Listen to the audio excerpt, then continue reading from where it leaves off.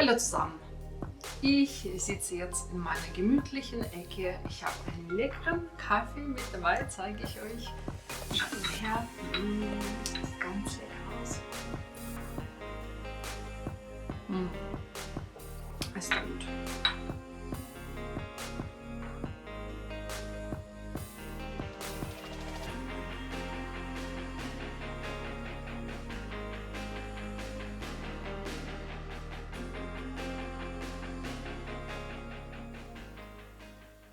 Hallo zusammen! Heute möchte ich mit euch über ein wichtiges Thema sprechen.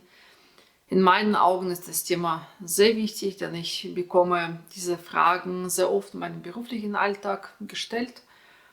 Es geht um die Rehabilitation. Wie komme ich überhaupt auf das Thema? Ich erlebe das ganz oft in meinem Alltag, dass Menschen, also Patienten, die entweder krank sind oder nach einer schweren Krankheit kommen, und sagen, ja, ich möchte eine Rehabilitation machen, aber ich weiß überhaupt nicht, wie das geht. Wer ist dafür zuständig? Was muss ich alles machen? Wie stelle ich einen Antrag? Und die Menschen sind so hilflos und so verzweifelt, dass die dastehen und sagen, ich weiß nicht, wie ich jetzt was machen muss. Ne? Und es kommt fast täglich vor. Und dann denke ich, dass es für alle oder für viele Menschen wahrscheinlich hilfreich ist, wenn ich einfach so ein Video darüber mache und erzähle aus meiner Erfahrung, wie die ganzen Prozesse sind. Und ich finde auch, wenn es vielleicht für euch aktuell nicht relevant ist, ist es hilfreich, wenn man ungefähr weiß, wie das Ganze abläuft. Denn ich finde, früher oder später wird man immer an den Punkt kommen, dass man eine Rehabilitationsmaßnahme in Anspruch nehmen muss. Wie gesagt, entweder ist man krank oder man kommt nach einer schweren Krankheit und da hat man schon so einen Kopf von ganzen Problemen und Sorgen. Und wenn man noch überhaupt keine Ahnung hat, wie es mit der Reha aussieht, wie stellt man einen Antrag, was muss man alles machen, welche Unterlagen braucht man, dann fühlt man sich in dem Augenblick noch mehr gestresst. Und wenn man schon mal sowas gehört hat, dann hilft es einem, einfach diesen Weg zu gehen und ist dann ein bisschen einfacher. Deswegen bleibt dran, schaut euch das Video bis zum Ende an und wir fangen mal an. Bevor ich euch erzähle, wie man einen Reha-Antrag stellt, möchte ich kurz euch erklären, welche Maßnahmen es überhaupt gibt. Es gibt natürlich auch unterschiedliche Rehabilitationsmaßnahmen, was es genau ist und so weiter. Das ist die Basis, damit wir einfach am gleichen Wissensstand starten. Und zwar ist es so, es gibt ja unterschiedliche Krankheiten, es gibt orthopädische Krankheiten, also wenn man zum Beispiel einen Autounfall hatte und man hat Knochenbrüche oder man hat einen Schlaganfall oder man hat eine Krebserkrankung oder eine psychische Erkrankung. Also es gibt unterschiedlichste es gibt unterschiedliche Krankheitsbilder. Und natürlich dafür gibt es auch unterschiedlichste Rehabilitationsmaßnahmen. Im Groben kann man die Rehabilitationsmaßnahmen unterscheiden in onkologische Rehabilitation, in orthopädische Reha, psychosomatische und so eine allgemeine. Bei allgemeiner Reha sind zum Beispiel ganz viele Patienten nach einem Schlaganfall, weil wenn man einen Schlaganfall hatte, dann sind ganz viele Bereiche im Körper beeinträchtigt, wie zum Beispiel die Bewegung, eine Seite ist gelähmt oder man kann nicht gescheit essen, weil die Gesichtsmuskulatur gelähmt ist, man kann nicht gescheit sprechen, also die Spracheinschränkung ist vorhanden und so weiter. Also es sind unterschiedlichste Bausteine und diese Bausteine werden quasi in einer allgemeinen Reha behandelt. Genau.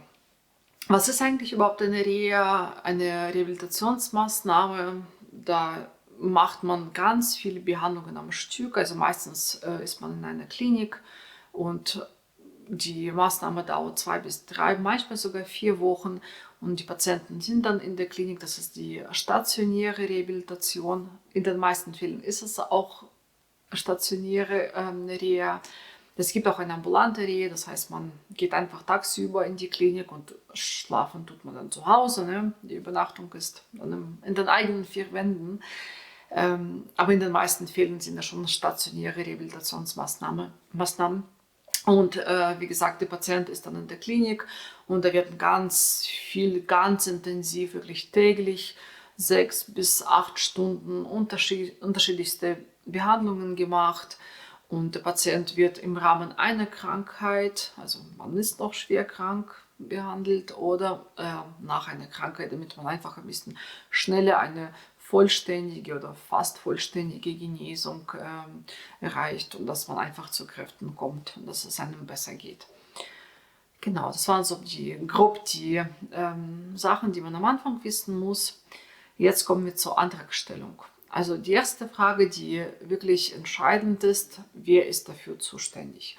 Und da gibt es zwei große Bereiche. Es gibt einmal die Deutsche Rentenversicherung und es gibt einmal die Krankenkassen. Und diese zwei, sage ich jetzt mal, Institutionen oder Behörden, die Krankenkassen sind ja in der Regel keine Behörden, aber genau, also diese Organisationen sind zuständig für die Rehabilitationsmaßnahmen. Und wenn man alle Patienten nimmt, dann kann man die Patienten auch so in zwei Gruppen aufteilen. Einmal sind das die Arbeitnehmer und einmal sind das die Rentner. Arbeitnehmer, also das muss nicht sein, dass man aktuell zu dem Zeitpunkt arbeitet, also man ist quasi in einem arbeitsfähigen Alter, man ist noch nicht in der Altersrente. Das ist die eine Gruppe, so 18 bis 63, 65, je nachdem. Und dann gibt es die älteren Personen, das sind dann die Rentner.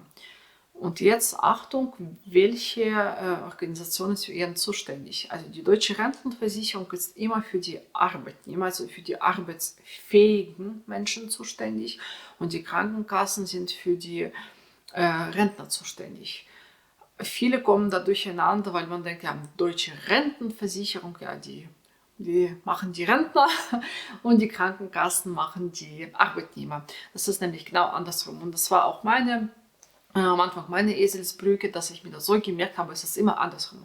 Die Deutsche Rentenversicherung sind Arbeitnehmer, also nicht Rentner und die Krankenkassen sind dann die Rentner. So habe ich mir das gemerkt. Vielleicht hilft das auch euch ein bisschen. Genau, und wie läuft das ab? Also ich würde mit der Deutschen Rentenversicherung anfangen, weil ja, wir haben einfach mehr Arbeitnehmer im Land als Rentner. Genau. Wie läuft das ab? Es gibt unterschiedliche Wege, wie man einen Antrag stellt. Also man muss einen Antrag stellen. Es gibt auf der Homepage von der Deutschen Rentenversicherung, wenn ihr einfach Deutsche Rentenversicherung Rehabilitation googelt, und dann kommt er schon gleich auf die richtige Seite.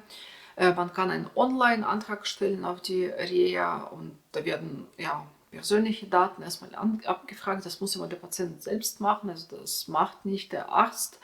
Das macht der Patient, dass er diesen Antrag stellt. Wie gesagt, werden persönliche Sachen abgefragt und es gibt auch Formulare für den Arzt. Das ist die eine Möglichkeit, also Antrag im Internet online stellen, oder man kann aber auch bei der Deutschen Rentenversicherung anrufen, wenn man lieber noch eine Papierform hat, und kann es ihnen darum bieten, dass sie dann einem die Anträge per Post zuschicken. Also die Möglichkeit gibt es auch. Und wie ich schon sagte, es gibt ein Teil der Formulare ist dann für den Patienten gedacht. Also es werden persönliche Daten abgefragt und es wird was zum Arbeitgeber abgefragt, also was man beruflich gemacht hat und so weiter. Und ein Teil ist dann für den Arzt, also für das medizinische Personal. Und wie läuft das ab? Also man hat einen Antrag gestellt, entweder online oder halt man hat die Papiere ausgefüllt. Dann geht man mit diesen Unterlagen zum Arzt. Wenn man die schon zu Hause ausgedruckt hat, weil die Deutsche Rentenversicherung das zugeschickt hat, oder man kann das online auch runterladen und dem Arzt dann vorbeibringen. Wenn man das nicht macht und den Antrag schon online stellt, dann werden meistens auch die Ärzte von der deutschen Rentenversicherung angeschrieben und da wird der Arzt informiert, hey, dein Patient hat hier einen Reha-Antrag gestellt, fülle bitte dieses und dieses. Das sind zwei Formulare, 50 und 51, werden dann ausgefüllt vom Arzt. Was wird abgefragt beim Arzt? Also die Fragen kann man eigentlich auch online ansehen. Wie gesagt, diese Online-Anträge sind im Internet zu finden. Da werden Diagnosen abgefragt. Ganz wichtig und ein ganz großer Teil von diesem Fragebogen sind die Einschränkungen im Alltag. Das heißt, sowas wie, ist der Patient mobil? Kann er sich selbstständig waschen, baden, kochen für sich, einkaufen, also so die Dinge des alltäglichen Lebens, ob der Patient in der Lage ist, das zu machen oder ob da Einschränkungen existieren oder ob er sogar personelle Hilfe braucht. Das füllt der Arzt alles aus. Dann wird Kommunikation abgefragt, also ob der Mensch in der Lage ist zu kommunizieren oder gibt es auch Einschränkungen, wie zum Beispiel nach einem Schlaganfall haben ja ganz, ganz viele Menschen eine Sprachstörung. Soziale Aspekte, familiäre Aspekte werden abgefragt. Ist der Patient alleinlebend oder lebt er mit einem Partner, hat er Kinder, hat er finanzielle Sorgen, arbeitet er noch und so weiter. Also solche beruflichen, familiären Kontexte werden abgefragt. Risikofaktoren wie Medikamente oder Übergewicht, Drogen, Alkohol, das wird auch abgefragt. Dann hat man die Möglichkeit auch seine Wunschklinik einzutragen. Es muss nicht sein, dass man einen Platz in der Wunschklinik bekommt, aber es kann sein. Also ich würde mal sagen, das ist immer so aus meiner Erfahrung jetzt 50-50. Ne? Oft kriegt man einen Platz in einem Klinikum, wo man hin wollte, aber es muss nicht sein. Also man hat keinen Anspruch auf eine bestimmte Klinik. Die Deutsche Rentenversicherung kann sagen, ja, du mit deiner Erkrankung, mit deinen Diagnosen, du gehst bitte in die Klinik. Also das gibt es auch oft. Genau, und wenn man dann alle Unterlagen beisammen hat, entweder, je nachdem, das kann man dann mit dem Arzt besprechen, ob der Arzt das an die Deutsche Rentenversicherung abschickt oder der Patient das einfach dann mitnimmt, die ausgefüllten Unterlagen, und selbst an die Deutsche Rentenversicherung verschickt. Das ist dann, ja, je nachdem. Auf jeden Fall muss dann die Deutsche Rentenversicherung alle Unterlagen, also die vom Patienten und die der Arzt ausgefüllt hat, müssen da sein, und dann dauert es in der Regel 2 bis 4 Wochen, würde ich jetzt sagen, bis man einen Bescheid bekommt, entweder eine Zusage oder eine Absage. In den meisten Fällen, weil die Patienten, die auf eine Rehabilitation wollen, haben oder hatten kürzlich eine schwere Erkrankung, und da kriegt man in den meisten Fällen eine Zusage. Es kommt allerdings vor, dass man auch eine Absage bekommt. Aber was macht man dann, wenn man eine Absage bekommen hat? Dann hat man die Möglichkeit, ich glaube innerhalb von 4 oder von 6 Wochen, einen Widerspruch einzulegen. Und da machen das viele Patienten falsch, das ist ganz wichtig. Die gehen dann mit diesem Schreiben, also erstmal kommt das Schreiben, eine Absage. Erstmal sind so alle, oh Gott, was mache ich jetzt mit der Absage? Und dann legen die das irgendwo hinweg zur Seite und machen erstmal 4 Wochen nichts. Und dann nach 4 Wochen denken die, oh Gott, ich muss da ja was machen. Dann gehen die zum Arzt und sagen, ja, ich brauche einen Widerspruch. Erstens ist in vielen Fällen ist dann schon die Zeit verstrichen für einen Widerspruch. Und zweitens, die Ärzte dürfen rechtlich keinen Widerspruch einlegen. Das geht nicht, weil ein Arzt war nicht der Antragsteller. Antragsteller war der Patient. Und der Patient muss auch rechtlich, also muss nicht, aber wenn er einen Widerspruch macht, dann muss er das machen. Das darf sonst keiner machen. Das können auch wirklich 2 Zeilen sein. Hiermit widerspreche ich Ihrer Entscheidung dann schreibt man das Datum rein und unterschreibt das. Das reicht schon. Was sehr hilfreich ist, und das darf dann ein Arzt machen. Natürlich machen das nicht alle Ärzte, muss man schon sagen, weil das natürlich einen gewissen Aufwand erfordert. Das muss ein Arzt nicht machen. Aber wenn man im guten Verhältnis ist mit seinem Aussatz zum Beispiel, dann kann man sagen, ja, können Sie bitte dazu, also zu meinem Widerspruch, eine ärztliche Stellungnahme schreiben. Und die meisten Ärzte sagen dann auch nicht nein. Also, und da ist es natürlich, ne, dann hat das einfach das Ganze mehr Wert. Wenn da einfach nur 2 Zeilen stehen, ja, hiermit widerspreche ich und bitte um eine Neuprüfung, das ist ein bisschen was anderes, wie wenn dazu noch eine professionelle Stellungnahme von einem also Facharzt oder halt von einem medizinischen Experten kommt. Dann ist es ganz was anderes. Und das wiederum, wie gesagt, darf der Arzt machen. Allein die ärztliche Stellungnahme ist kein Widerspruch. Und das ist rechtlich auch, gilt das nicht als Widerspruch. Und das wird dann einfach von der deutschen Rentenversicherung, ne, in der Akte abgelegt und fertig ist das. Wie gesagt, der Widerspruch muss immer vom Patienten kommen und diese ärztliche Stellungnahme ist so ein nice to have, ne, auf jeden Fall hilfreich, wenn man das einfach dazu beilegt zum Widerspruch. Genau, also das ist jetzt im Falle, wenn man eine Absage bekommt. Wenn man eine Zusage bekommt, dann ist es wirklich schön. Und wie geht das dann ab? Entweder hat man, wie gesagt, bekommt man eine Zusage für die Wunschklinik oder eine bestimmte Klinik wird dann festgelegt von der deutschen Rentenversicherung. Dann ruft man in der Klinik an und sagt, ja, hier, ich habe eine Zusage für eine Rehabilitationsmaßnahme und ich möchte mich in der Klinik anmelden. Also man muss sich anmelden dann aktiv. Die Wartezeiten sind unterschiedlich. Es gibt Kliniken, da kriegt man innerhalb von 2, 3 Wochen einen Platz. Gibt es aber Kliniken, vor allem in so psychosomatischen Bereich, für Depressionen und halt ja, eher so psychische Erkrankungen, da sind die Wartezeiten sehr lang. Also zum Teil muss man wirklich 4, 5 Monate auf einen Platz in der Klinik warten. Vor allem es gibt so beliebte Kliniken, da ist es wirklich sehr schwer reinzukommen. Genau, und wenn man dann das in der Klinik gemeldet hat, sich quasi angemeldet hat in der Klinik, dann kriegt man in der Regel so 1, 2 Wochen vor dem Aufenthalt nochmal alle Unterlagen von der Klinik selbst. Da steht, was man alles braucht, wie der Ablauf ist, wo muss man hin, was muss man alles mitnehmen, was erwartet einen. Also es steht dann alles in diesen Unterlagen und dann packt man seine Tasche und geht auf die Reha-Maßnahme. In der Rehabilitationsmaßnahme, wie gesagt, das dauert ungefähr, also zwischen 2 und 4 Wochen meistens. Da werden unterschiedliche Behandlungen gemacht, je nachdem, welches Krankheitsbild man hat. Es sind auch Psychologen dabei, aber die Psychologen sind eigentlich in allen Kliniken dabei, weil natürlich, wenn auch der Patient eine Krebserkrankung hat und das eine onkologische Klinik ist, natürlich sind das dann Onkologen dabei als Experten für die Krankheit, aber da sind auch viele Psychologen dabei, weil man nach einer schweren Krankheit ja einfach auch psychisch sehr eingeschlagen ist. Man ist vielleicht hoffnungslos und man ist nicht motiviert weiterzumachen. Und da sind die Patienten, die Psychologen da und helfen einem einfach ja, ein bisschen positiver in die Zukunft zu sehen.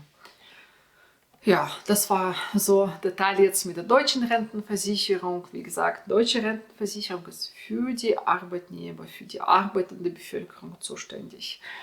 Dann kommen wir zu der Krankenkasse. Die Krankenkasse ist für die Rentner zuständig. Da bin ich der Meinung, läuft das ein bisschen einfacher. Also man muss jetzt nicht irgendwie online einen Antrag stellen und sich die Unterlagen zuschicken lassen von der deutschen Rentenversicherung. Bei der Krankenkasse ist das ein bisschen einfacher. Die meisten Ärzte haben die Unterlagen, also diese Anträge schon bei sich in der Praxis.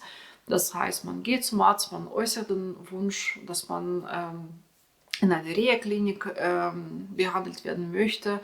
Und dann prüft das der Arzt, ja, ob tatsächlich Bedarf besteht. Und also in der Regel ist es ja der behandelnde Arzt und der kennt den Patienten und weiß, dass der Patient eine schwere Krankheit hatte oder hat immer noch. Dann sagt er, ja, ich empfehle dir auf jeden Fall eine Rehabilitation. Dann werden die Anträge ausgefüllt, dann meistens zusammen mit dem Arzt oder mit dem medizinischen Personal. Und da werden sehr ähnliche Fragen abgefragt wie Diagnosen, Einschränkungen im Alltag, wie gesagt, Essen, Kochen, Waschen, Kommunikation, soziale Interaktion, berufliche Situation, familiäre Situation. Also das wird auch alles abgefragt dann in diesem Formular. Ähm, genau, und was wichtig ist natürlich, das vorher habe ich glaube ich nicht gesagt, bei der deutschen Rentenversicherung und auch bei der Krankenkasse, also mit diesem Antrag werden natürlich auch alle vorhandenen Befunde, zum Teil auch Patientenakte, Laborwerte und so weiter, wird alles dann an die deutsche Rentenversicherung verschickt oder an die Krankenkasse.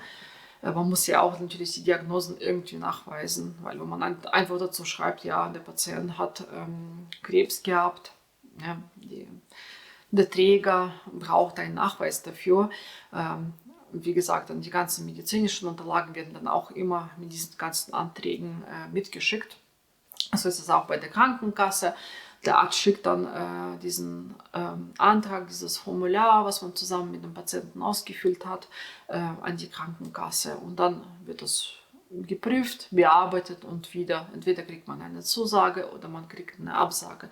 Wenn man eine Absage bekommt, dann kann man wieder Widerspruch einlegen. Das muss der Patient machen und der Arzt kann genauso wie im Falle der deutschen Rentenversicherung einfach eine ärztliche Stellungnahme dazu schreiben. Und die legt man dann zum Widerspruch ein und schickt nochmal alle Unterlagen dann ab. Was wichtig ist, vielleicht gehe ich auch drauf kurz ein, das sind die Kinder. Sobald irgendwie in irgendwelcher Art und Weise ein Kind mit dabei ist, dann ist es immer die Krankenkasse, die zuständig ist.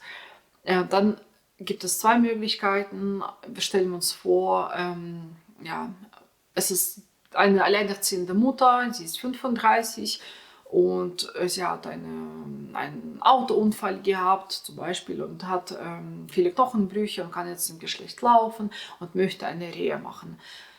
Die ist alleinerziehend und das Kind ist 5 und die hat keine Betreuung für das Kind. Was macht man in dem Fall? Bei der Krankenkasse in diesem Antrag gibt es eine Möglichkeit anzukreuzen, ob ein Kind dabei ist, und dann muss man unterscheiden, ist das Kind nur als Begleitung mit dabei. Also wenn die Mutter zum Beispiel jetzt keine Betreuung für das Kind hat, muss sie ja das Kind irgendwie mitnehmen, dann ist das Kind einfach als eine Begleitperson mit dabei. Im zweiten Fall, das ist zum Beispiel oft bei psychosomatischen Geschichten, also wenn es zum Beispiel familiäre Probleme gibt, da hat das Kind irgendwie psychische Einschränkungen und die Mutter zum Beispiel. Und dann möchten sie zusammen so eine Mutter-Kind-Kur machen und also Mutter-Kind-Rehabilitation, besser gesagt. Also die sind quasi beide Patienten. Ja. Das Kind muss behandelt werden und die Mutter muss behandelt werden. Und das muss man dann auch ausfüllen auf diesem Reha-Antrag von der Krankenkasse, dass das Kind quasi auch als Patient mit dabei ist. Und wenn das der Fall ist, braucht man auch einen Attest. Das ist dann nochmal ein extra Formular für das Kind, ist aber, glaube ich, nur eine Seite und da schreibt man auch einfach die Diagnosen vom Kind und welche Einschränkungen das Kind hat in der Schule, zum Beispiel beim Lernen oder beim Kommunizieren und bei Aktivitäten mit Freunden und so weiter. Also man füllt das alles aus und schickt das auch mit. Wichtig zu wissen ist, egal wie das Kind mitkommt, ob einfach als Begleitperson oder auch als Patient, muss man das Kind von der Schule befreien lassen. Man kann das Kind nicht einfach so krank melden wie bei einer Erkältung. Man muss einen Antrag auf Befreiung stellen, weil die Rehabilitationsmaßnahme dauert ja meistens zwischen 2 und 4 Wochen, also schon ein längerer Zeitraum, und das Kind kann nicht einfach so jetzt von der Schule wegbleiben, weil im Nachhinein, wenn das Kind nach 3 Wochen nochmal in die Schule kommt und so viel Stoff verpasst hat, dann hat es ja noch mehr Druck, noch mehr Schwierigkeiten, wieder reinzukommen in dieses Schulleben. Deswegen, egal wie gesagt, ob das Kind als Begleitperson kommt oder als Patient, stellt man bei Direktor in der Schule einen Antrag auf Befreiung. Man geht einfach hin und sagt, ja, mein Kind und ich, wir sind von da bis da in einer Reha-Klinik und ich möchte bitte eine Befreiung haben von der Schule. Das wird natürlich immer genehmigt von der Schule, weil da sind ja die Ärzte mit dabei und auch die Krankenkasse. Das hat eigentlich die Schule gar nicht zu interessieren, warum das Kind Reha macht. Das ist ja, eigentlich Gesundheitsdaten. Ne? Also wenn wirklich Bedarf besteht und man hat eine Zusage für das Kind offiziell schriftlich, dann da steht ja auch das Datum, von wann bis wann die Rehabilitationsmaßnahme ist, dann muss die Schule genehmigen. Und dann läuft das so ab, dass die Kinder solche Lernpakete mitbekommen in die Klinik und in der Klinik dann gibt es ja 2-3 Stunden ungefähr am Tag, dann ist ja auch ein geschultes Personal mit dabei und die nehmen diese Unterlagen mit denen durch. Natürlich ist es ein bisschen anders wie in der Schule. Das sind keine Lehrer, ne? Das sind keine Mathe-Experten oder Chemie, Physik, Kunstexperten, wie auch immer. Das sind einfach meistens Pädagogen oder Sozialarbeiter, die das Kind einfach unterstützen mit den Hausaufgaben, aber nicht fachlich. Ne? Die betreuen das Kind und gucken, dass das Kind irgendwie dann weiterkommt und einfach lernt und die Aufgaben macht, aber die können fachlich nicht helfen. Aber in der Regel ist es ausreichend, weil die Unterlagen sind schon von der entsprechenden Lehrkraft so gut aufbereitet, dass das Kind ja, die mehr oder weniger selbstständig machen kann in der Reha-Klinik. Genau, also das wäre wichtig. Dann ist es der Wiederanfang dann in der Schule ein bisschen einfacher für das Kind. Genau, also das waren so die wichtigsten Informationen, würde ich jetzt mal sagen. Ob mir noch irgendwas einfällt, muss ich überlegen. Ich trinke mal so lang meinen Kaffee.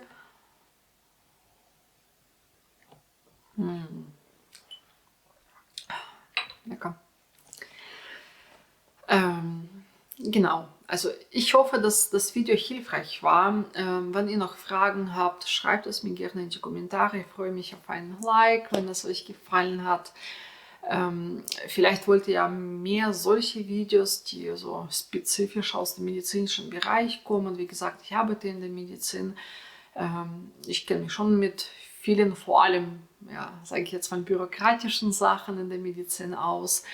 Wenn ihr Fragen habt, gehe ich gerne auf sie ein. Wenn ihr Ideen habt für weitere Videos, auch gerne her damit. Ansonsten möchte ich noch sagen, für Menschen, die jetzt ja, entweder schwer krank sind oder nach einer schweren Krankheit einfach jetzt im Leben so dastehen, möchte ich sagen, macht einfach weiter.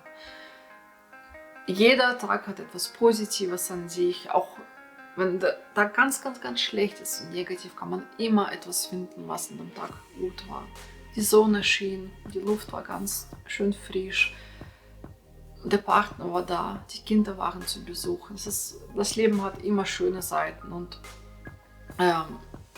man kann so eine negative Brille drauf haben und dass man alles negativ sieht.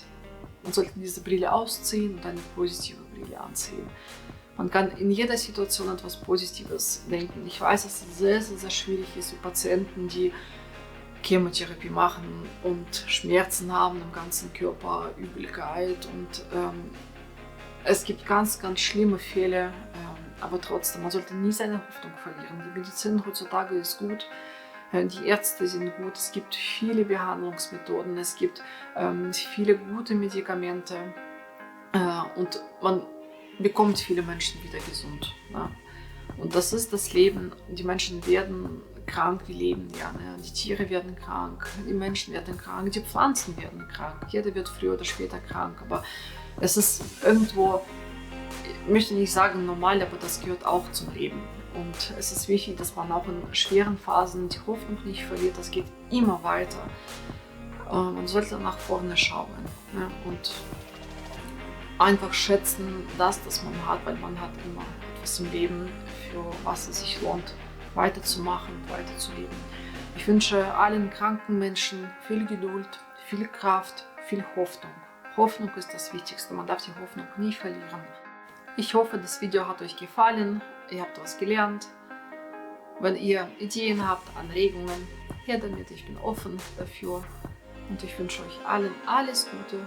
Bleibt gesund, bleibt motiviert, habt immer Hoffnung. Es geht immer weiter im Leben. Ich wünsche euch alles Gute und bis zum nächsten Mal. Tschüss.